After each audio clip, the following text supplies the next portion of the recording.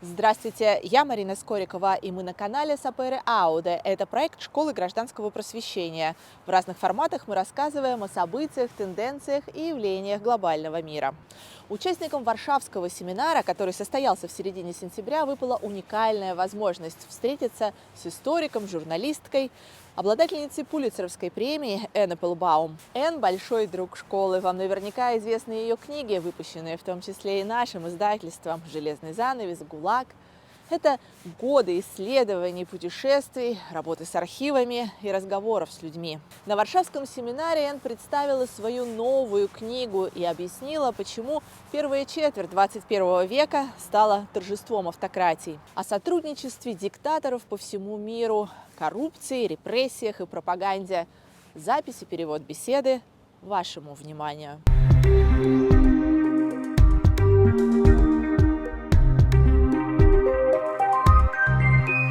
Надо сказать тоже, что для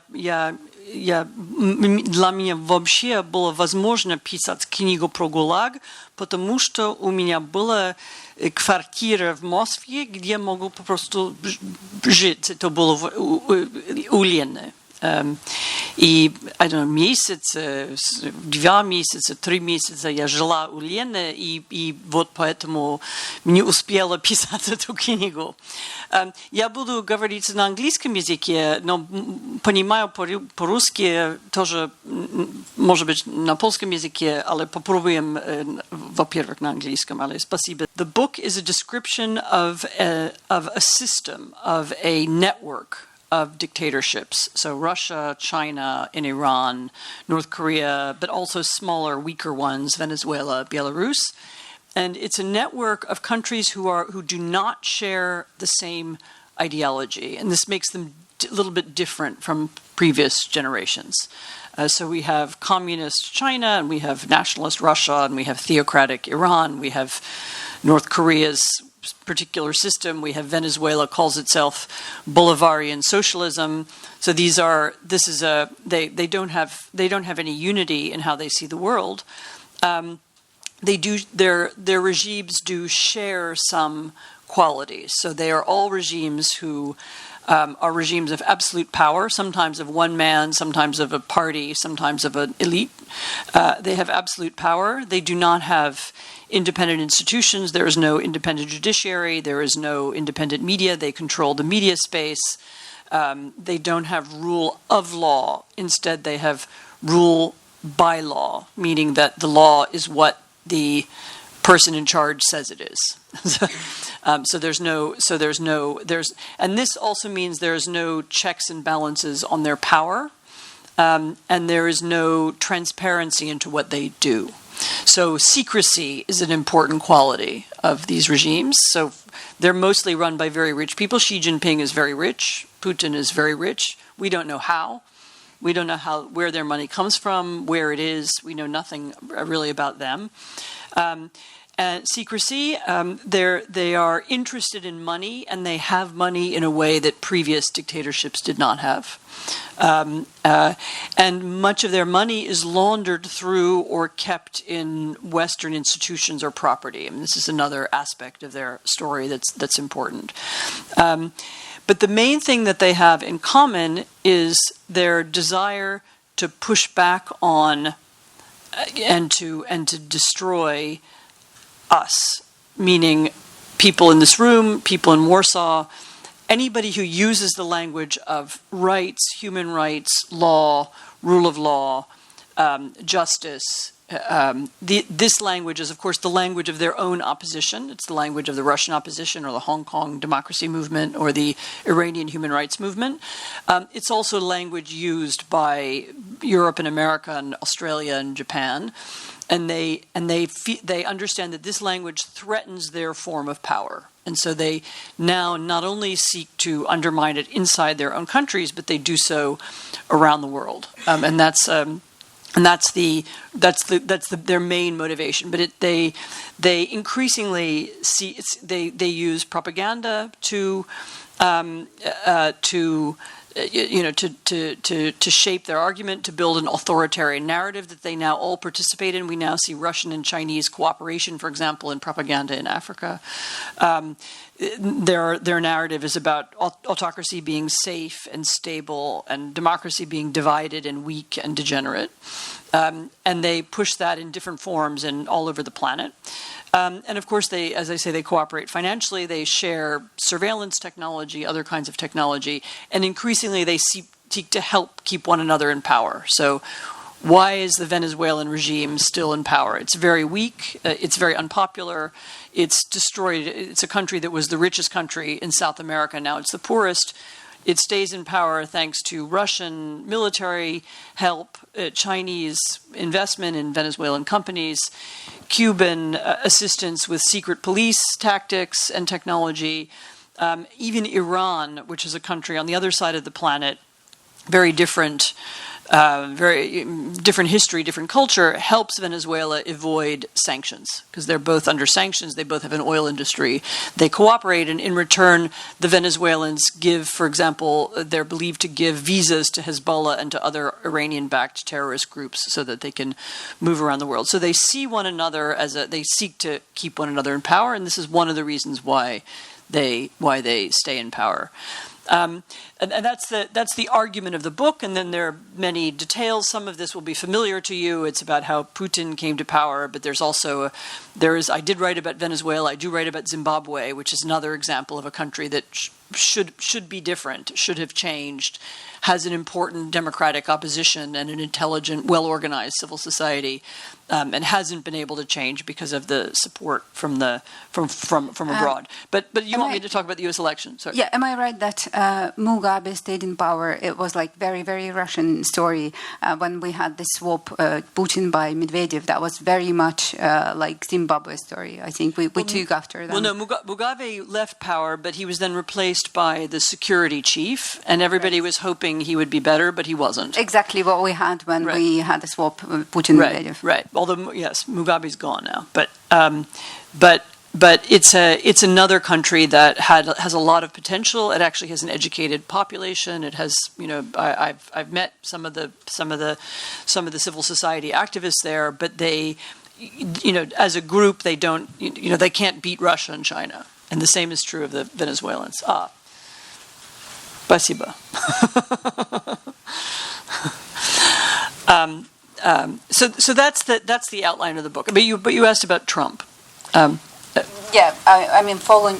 Can we just can I ask you a bit more about the book? So I think it's important to understand the anatomy of evil, because if you don't understand it, like, why are you looking into this? Because if you don't understand the anatomy of it, then you cannot deconstruct it. You basically cannot fight it. And there is this understanding that, for example, Russia, China, and Iran, they form this axis of the modern axis of evil. And I don't like actually the expression axis. I was going to ask about you because you mentioned other countries. So what do you think about it? Because it's not an alliance. It's not like a NATO alliance. It's not organized. It's a group of countries who cooperate opportunistically when it suits them. They also have conflicts between one another, but they cooperate around. They don't share religion. They don't share culture. They don't share religion. They don't share a vision of the future. They don't share anything. But they don't even trust each other. And they probably don't even trust each other. I mean, you tell me whether the Russians and the Chinese trust each other. Oh no, I suspect not. Right. So they don't trust each other, but they feel the need to cooperate because they need to push back against this set of ideas that come from the so-called liberal world. And increasingly, even ideas that were once accepted as, for example, as a part of the UN Charter. So the UN Charter says very clearly that borders of sovereign countries cannot be changed by force. And the UN Charter was set up to prevent larger countries from invading smaller ones. Russia is a member of the UN Security Council, and yet it broke this charter when it invaded Ukraine. And it did so, my understanding is that Putin did so knowingly and deliberately because he wants to show the world that he doesn't care about the UN. He doesn't care about this language of international law. He doesn't care about the Geneva Conventions on War. He doesn't care about any of this. And flying to Mongolia, he proved that he doesn't care about ICC. He doesn't care about the ICC, and he's intending to show that. He wants to prove that these institutions don't work. And that was not, of course, the only reason for the invasion, but it's a part of it. And the rest of this group cooperate in that because they're also interested in showing that this system doesn't work. So they want to show how strong they are, and that basically they want to show that they can operate in the world the same way that they operate inside their own countries. So inside Russia, Putin can do whatever he wants, and he wants to say also in Ukraine or anywhere, or Syria, I can also do whatever I want.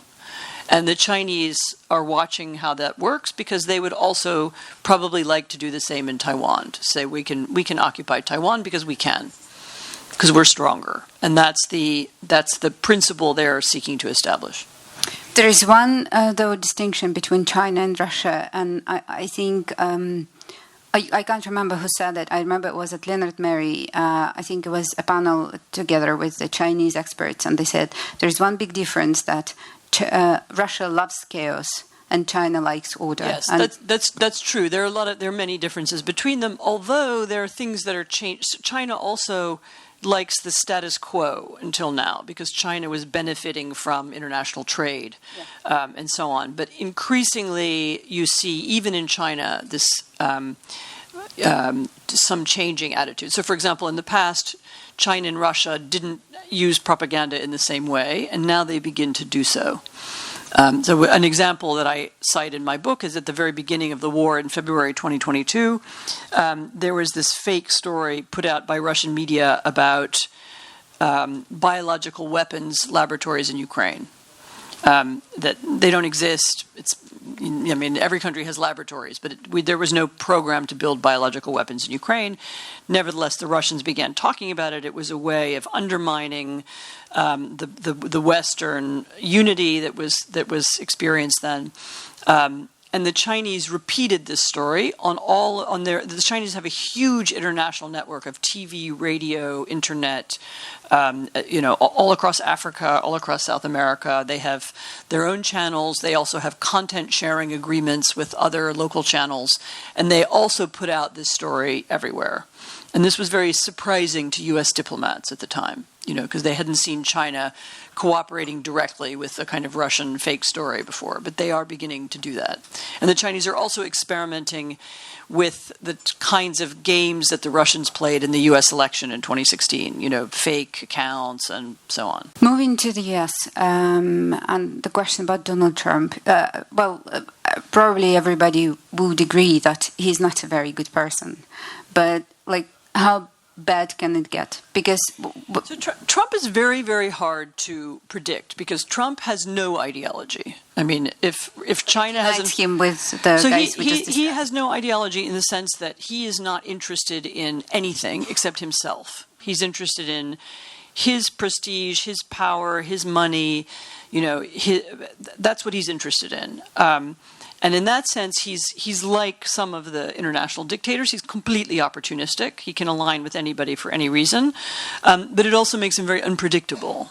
In his first term as president, he was mostly surrounded by people who had experience in the U.S. political system and who had also continued to have a stake in the international system and in NATO, for example.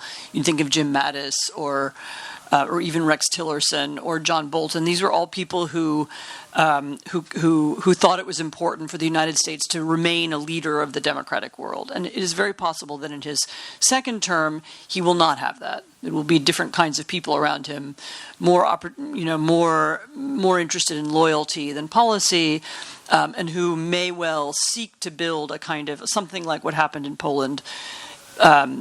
During the 8 years of Law and Justice, he may try to change the U.S. political system so that it becomes harder for him to lose or for anybody to lose. He certainly will not see himself as the leader of a broad democratic coalition to defend either to defend Europe or to defend any kind of values. He's not interested in those values. He's not interested in Europe. He's said so many times. And so in that sense, he would be very different. I mean, would he continue to support Ukraine? I don't know. It would probably depend on whether it seemed to him like it was good for him or bad for him. It's not about Ukraine, and it's not about Europe or let alone world order. But do you think he has the potential to become a dictator? And the question, So how stable is the system? He certainly has the potential to try. U.S. is a very different country certainly from a little country like Hungary. Because of the federal system, power is very dispersed. You know, states have a lot of power, and they can make their own decisions. And you know, there's already a kind of army of lawyers who would seek to prevent. But he might try to do it. He might try to take over institutions. Not so much. I don't know about dictatorship. I mean, he might try to do in the U.S. what was done here, which is to try to make courts more political, to try to use the civil service to make that political, to make it, the Department of Justice, so that it serves him personally and goes after his enemies instead of serving the law and the Constitution. He may try to do that. And maybe he'll succeed in some ways. I mean, the one thing that is certain is that if he does do that, there will be an enormous amount of chaos. You know, the most likely outcome is complete chaos, and the U.S. is focused on itself, for a generation. Don't you think that chaos is kind of the zeitgeist of the days we're living? Chaos is what some people want because they think that if they get chaos, they can benefit from it. We say that people keep saying that he's a businessman, but if I understand it right, he's not that successful as a businessman. He's not really a businessman, no. I mean, he was more of a celebrity showman. I mean, his businesses were not very successful. He comes from privilege. I mean, he inherited a lot of money, and he lost a lot of money. Exactly. And then he became famous through a television program called The Apprentice. I mean, you all know that. So, and he became through a television program. He played a businessman on TV. And that's really what he's known for. So he wasn't particularly interested in or good at business. That's a very, very good metaphor. I mean, if you see it from, I wanted to go back to your podcast because what you discussed with Peter Pomerantsev, and I really recommend this podcast. It's very good. It's just started, and it feels like a new good series that you really want to know what happens next. So in the first episode, you speak about this dilemma, truth versus belonging. That people can really, really give up truth because of loyalty. They want to be loyal. I'm sure you saw that in Russia, and we saw that here too in Poland. So yeah, I mean the issue of what's true and what's not true is less important for many people, even most people, rather than which do they belong to their group. And so that was there is a big danger in that, and we've seen it. I mean, is it? You speak about it from the point of view of an American society, and the Trump, who basically, this is not true that he's a businessman, but he wants to look like businessman, and many people think that he's I mean, the word goes that he is a businessman. So the reality he's successful. There's also. I mean, the most important thing he did in the United States was build up this lie about the election, so that the 2020 election was stolen, which is not true. And, dozens of lawsuits showed that it wasn't true. And many, there were recounts of votes in many places, and they continually showed it wasn't true. And yet he continues to undermine this belief in the electoral system. And this another scenario that we could get in next November is that, I mean, first there's a scenario that Trump wins, and that's one set of problems, and then there's a scenario that Harris wins, but Trump doesn't accept the result of the election, which is what happened 4 years ago. This time around, they are better organized, and there are already people in positions in the United States. Some of the people who are responsible for running elections are elected officials themselves, like in Arizona, for example, or in Georgia. And some of those people are now people who we fear would try to help Trump change the result. So we could have another scenario is that you could have a disputed election, in which the dispute goes on for a long time and somehow affects the transfer of power. That's another possibility. So the question, how can we protect truth? There are two options. You have journalism and you have judiciary system, right? So, but in your second episode with Petr Pomerantsev, you discuss how independent are judges. So is America ready to fight for the truth? So again, it'll be like anywhere else. Some people are. And as I said, I know personally of, there are groups of lawyers who are preparing to fight against an attempt to steal an election. And there are groups of people who are preparing for a second Trump term and what that would mean for justice and for the Justice Department. And they're beginning to organize. I mean, whether it can work, we'll see. As I said, the most likely outcome is not some kind of dictatorship. The most likely outcome is just chaos. But because America is more than just America, it's more than just about the U.S. society, right? It will influence the situation in the rest of the world, and we will all feel the consequences of your elections. So yeah, I mean, just if we look at Europe, I mean, so the consequences, yes, could be the end of support for independent Ukraine. They could, and this is could, I don't know, because Trump is, somebody might convince him that if he gives up to Putin, then he looks weak. And I mean, there are other scenarios, and there are other people who have them. There's certainly the possibility that his reelection would empower far-right and autocratic political movements elsewhere in Europe. So whether it's Orban or whether it's the AfD in Germany or whether it's the Marine Le Pen's movement in France, they would be energized by that. It's true that a very ugly second Trump term in which Trump attacks institutions and so on, this would also help the autocratic world, the people I write about in my book. It would help them make their argument that they're strong and safe and democracy is weak and divided. I mean, he would discredit. I think actually that's already happened. I mean, I think that the effect of Trump is partly to give energy and confidence to the autocratic world because of his even just the January 6th event in 4 years ago, I think gave people, suddenly people looked up and they said, oh, look, the U.S. doesn't, it's a much weaker democracy than we thought. We can undermine the system. This is completely can't be proved, but I think this is another reason why Putin felt confident about invading Ukraine.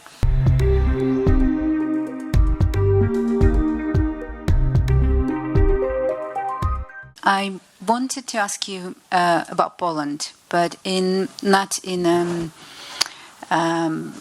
more in a metaphysical way. You're writing about Iron Curtain, and your focus is on Poland, Hungary. I mean, you write about the whole bloc. My book, Iron Curtain, was about Poland, Hungary, and East Germany, and the rest of the Central Europe after the Second World War. So from 1944-45 until 1956. So it was about the communization of the region. So the Sovietization of Poland and how it was done. Well, what was the method? What was the technology? Which is, and of course now, when I watch what happens in occupied Ukraine, it is exactly the same thing. And I've even this is an article I've written. I'd be happy to share.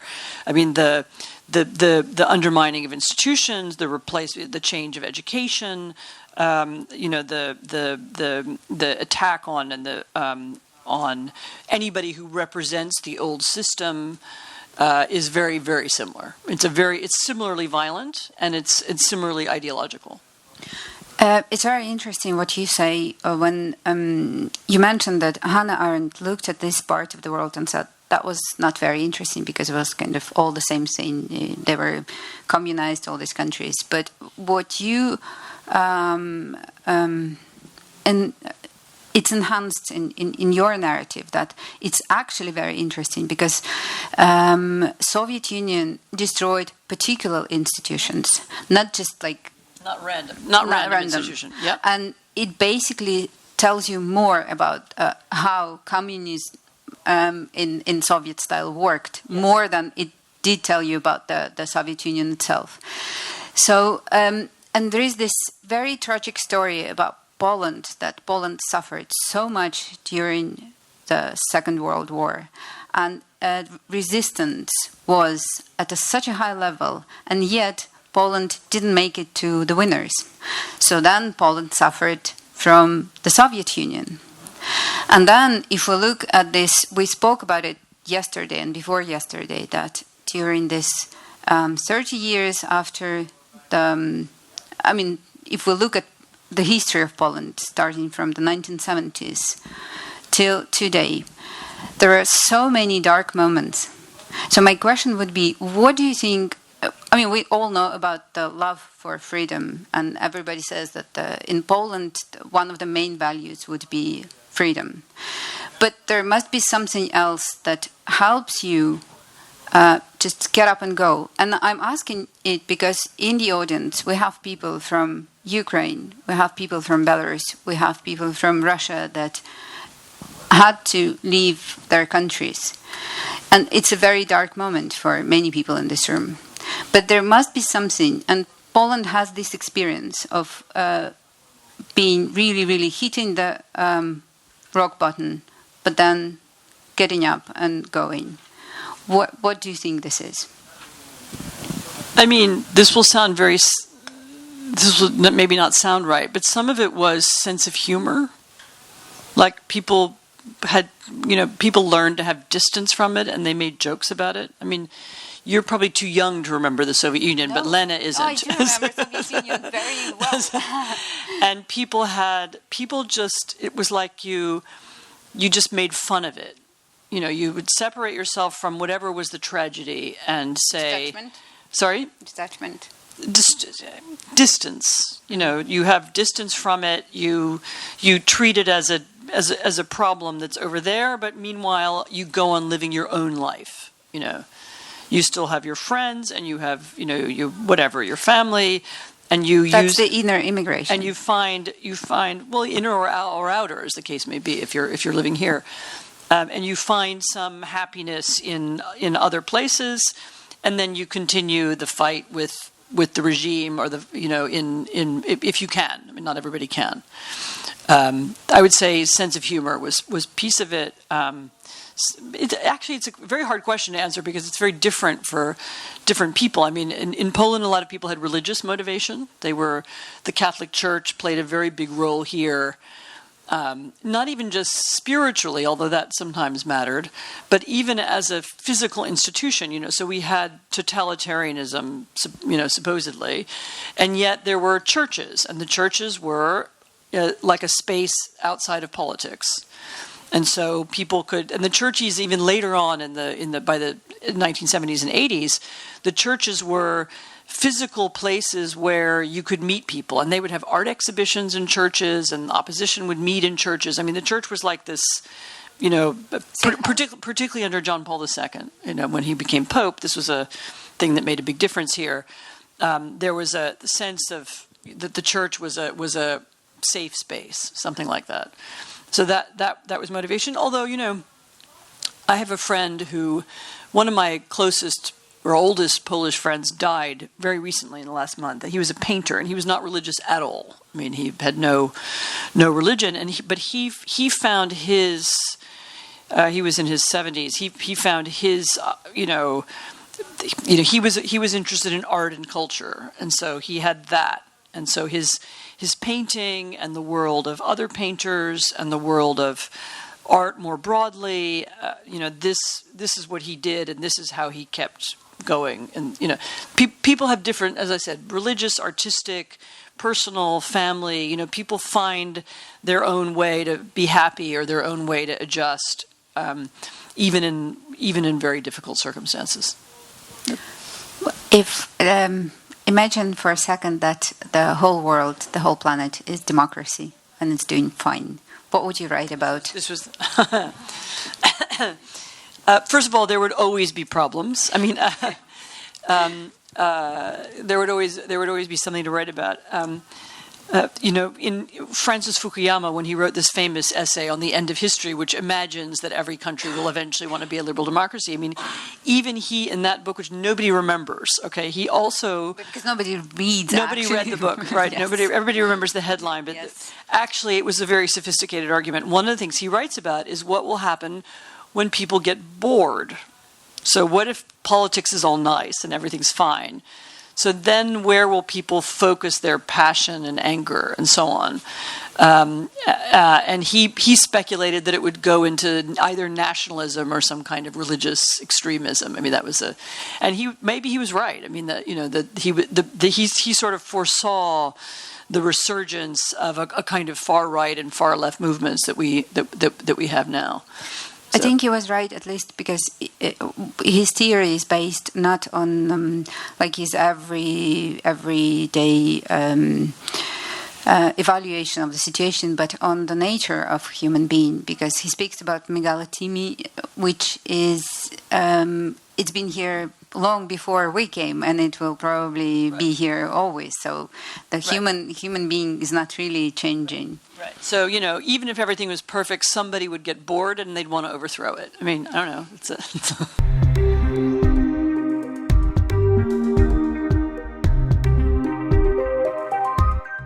Вот мы здесь находимся и представим, что нам нужно закончить войну в Украине к вечеру, а установить демократию по всему миру к концу недели. Ну, тогда, наверное, мы в очень плохом положении, и мы ничего не можем. Но если мы посмотрим действительно на перспективу жизни человека, собственно, о чем Аня и сказала, посмотрите на то, сколько сделала Анна Applebaum для демократии. Сколько может сделать один человек. Я знаю очень многих людей в этом зале. Лена, Юрий Петрович. Сколько человек может сделать вместе с другими или сам, опираясь мысленно на других, опираясь на то, что было сделано до нас. Мне кажется, тогда ситуация не выглядит такой бесперспективной, такой депрессивной. Мы перед тем, как начали эту сессию, я успела Ане задать вопрос, how do you manage? I mean, I want to go back to this question. What's your secret? How do you manage? How do you manage to be a mother? How do you manage to teach, to write, to travel the world, and to manage with it all and keep it all in your head? Other people help me. Really? No. People help me. I mean, there's a team. Also, my children are now part of the team. They're grown up. They do their own thing. One of them is in Georgia working for the opposition. So we work together. Thanks to your team and thanks to your people, and thank you, Anya. Really, it's been such a privilege and pleasure. Спасибо вам большое. Направду.